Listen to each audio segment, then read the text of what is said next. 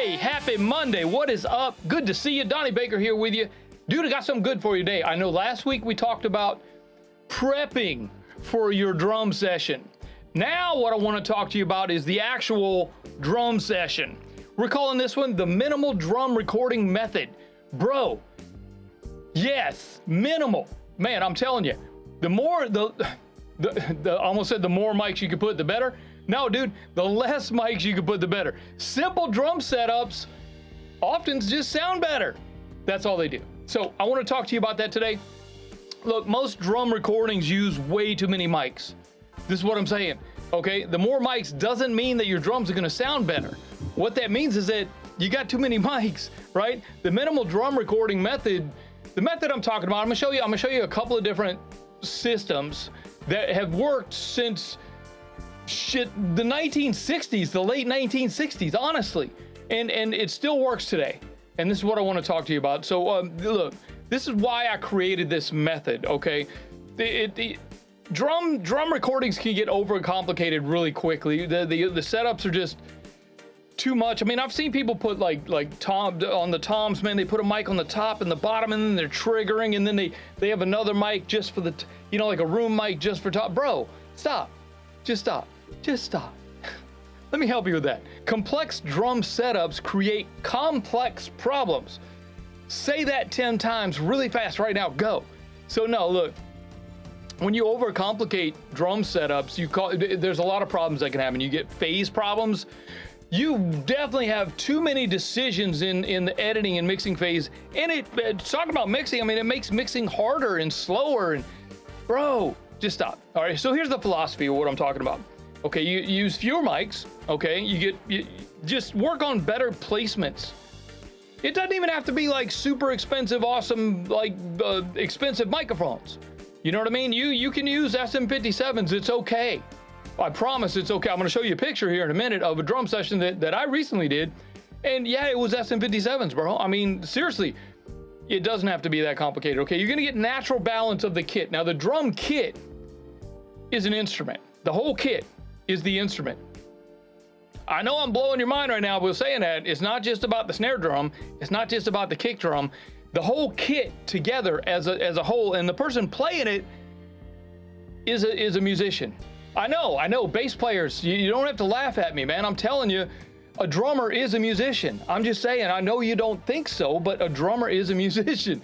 I know jokes, okay, right? Whatever. No, look, but you're gonna get again, hard to say, phase-friendly setups every time if you follow a minimal capture device, if you capture minimally, okay? So look, I'm gonna show some pages from the book right now. We got, the new book is called The Minimal Drum Recording Method. Let me share that with you real quick. Here it is. This is the new book. This is the minimal drum recording method. And yes, I'm going to offer to you at the end here, but I digress. So this is, it talks about all of the stuff that we've been talking about. Here's a picture of this. This is an actual drum setup, a drum recording session in my studio. SM57s, bro, I'm a big fan of, I hate to say it, but I'm a big fan of the SM7B on hi-hats.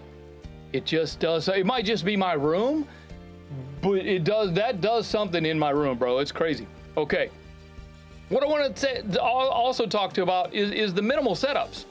Okay, the first one, and this is probably, this was probably made famous, Glenn Johns. Probably made famous, dude, come on, the Rolling Stones, the Led Zeppelin, come on. You know what I mean? 1969. This is from 1969. It's 4 microphones, essentially. Okay, kick, snare, and then the star of the show is the overhead situation. You see here that they're equal distances.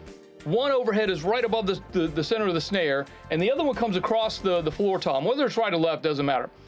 The key is that they're equal distances from the center of the snare. Now, the snare drum is the center of the drum kit.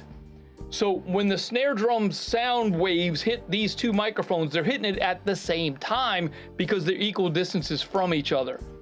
Okay, and this is where you're going to avoid phase issues because those sound waves are hitting the microphones at exactly the same time. Okay, so that one's really simple, and we go through and talk a lot about the Glenn Johns method. Okay, there's another one.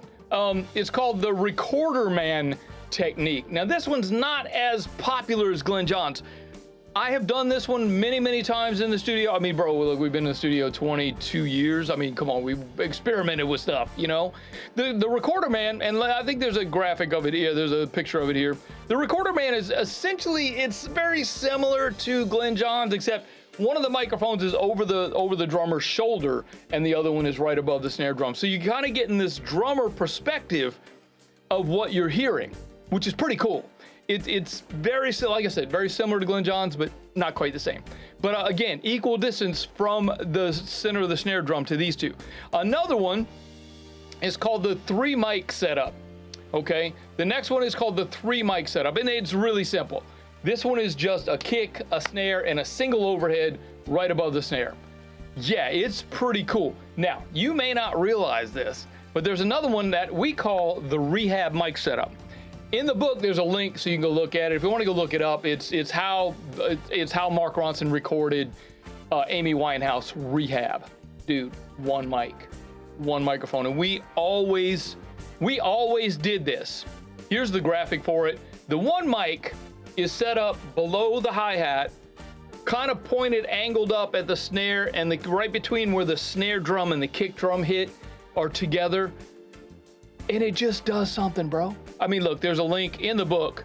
There's an actual link to it right here. You can go look at it. It's a YouTube video. If you want to go look it up, it's all about Amy Winehouse one mic rehab sound. It's actually a series called What's That Sound? Go search for it, man. Go check it out. But, you know, all I'm saying is that you don't have to have a crap ton of microphones on your thing to make it sound good. Okay? The one mic setup is amazing. I mean, look, and if that's what you're going for, I mean, that's got to be the sound that you're looking for. You know what I mean? But bro, if you're looking for that retro kind of just dirty rock, lo-fi, that is it. Try it. Look, if you've got a room and you've got drums in there and you've always done it a certain way, man, experiment with stuff. Please experiment with stuff. I mean, yeah, okay, you might have a sub-kick mic. Those are fun. Here's an experiment, man. If you do have a sub-kick mic, man, try this. Put it behind the drummer throne. Point it at the big side of it, pointed at the kick drum where the pedal's hitting. Just try it. See what happens. Man, that's a cool little thing to try, because it's fun. It's fun to experiment. All right, so this is why the minimal drum recording works for us, okay? You're gonna get better phase, a natural sound of the entire kit. Man, if you got the room and the room is treated, bro, nothing's gonna sound like your drum room. Your drum room sounds unique to every other room that records the drums. Okay, my room was unique to the drums were unique to being recorded in my room, and that is what made my room special. Is that the drums, the room sound of the drums. We did a gig once, I can't tell you who, but we did a gig once, and the producer wanted to, he just wanted the hits. He said, oh, bro, I don't care what kind of mics you put up. All I need is the transient. I'm going to replace everything with triggers. So I'm like, cool. So I just put an SM57 on every drum, close mic, but I also added room mics. Okay, so while this producer was putting the record together, and you know the record because you know the record. I'm just going to say that. Okay, while the producer was putting the drums together for his album, he noticed something. And he said, bro, your room just sounds sick. So what I'm gonna do is I'm gonna make a splice pack of the room sounds of this drum kit, and I'm gonna offer you, I'm gonna give it to you for free. Of course, I'm selling it, but I'm giving it to you for free. So, bro, yes, and it is that. It's very special. It's special to me because it's my drum room, and the producer is someone that we all know, and he was impressed enough with my drum room sounds. And dude, honestly, I don't use super expensive mics for rooms. I mean, seriously, SM57s. I did, there was some ribbon mics involved in that, and there was a crappy U87 that we used to put up in the corner, and we would crank it and compress it, just nasty, that'd punk up. But that was my room sounds, man, and he liked it. So look, less mics is more cohesion in your kit. Now, who's this for? This is for the home studio engineer, small room studios. Bro, small rooms, you're going to get more of a bigger, you're going to get a bigger sound. You're going to get more of a bigger sound of your drum kit if you don't have all these phasing issues going on by putting too many mics. Okay? I'm just saying that people are overwhelmed by drum miking. You don't have to be, bro. Use the Glenn Johns. Use the 3-mic setup. Use the Amy setup, bro. You pull one SM57 out of your rack, put it on the drums and go, okay, go play. Bro, I mean, seriously, it's pretty cool, okay? So you get real world benefits, man. You're gonna get faster sessions. Again, I'm gonna say it again, fewer phase issues, and this is a big deal. This is why you're asking why your drums don't sound big in your room, because you have phasing issues. That's probably it. That's probably got a lot to do with it. Dude, use your room. First of all, treat your room. If you don't have a treated room, please treat your rooms. Just put up some. If you don't have any panels on the walls, you don't have to have all the foamy stuff. Yeah, seriously, just go get you some blankets from Harbor Freight and drape it over a damn boom stand.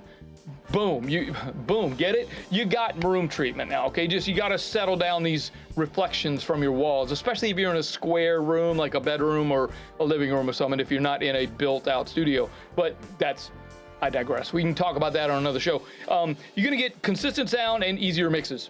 Easy. If the recording's not right, it's not gonna sound right in your mix. If the recording is correct coming in, bro, your mixes are easy. Seriously. I mean, if you're gonna deal with tracks that are already dude, you're already making it sound good when you're recording it. Your mixes are gonna be simple. And we talked about this on the Minimal Mix Method, which is another book, which you can see it when you go to the website. It's there, okay? I'm gonna say this is soft transitioning into the book. Okay, this book it's available. It'll be available Monday. By the time you see this, it'll be available. Okay, the full method is in the book. Last week we talked about prepping for the method.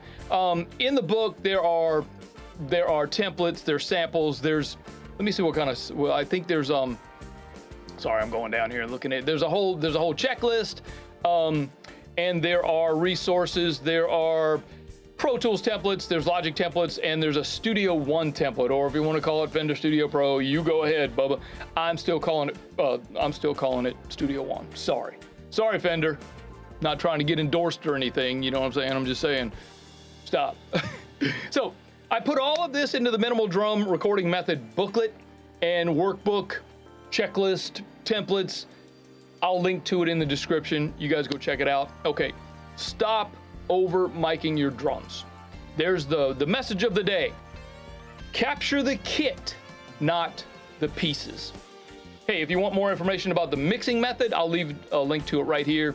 Check the description. We've got a free Skool community, bro. Come over and hang out with us. Talk to us. You can talk to me directly. I'm right in there. I'm in there every day. You got questions, comments, or concerns, please come hang out, bro. It's free. I'll link to it in the description. We'll see you next time. And again, I will link to this video here. Go look at it. Check it out. Let me know what you think. Leave a comment. See you next time. Donnie B. I'm out.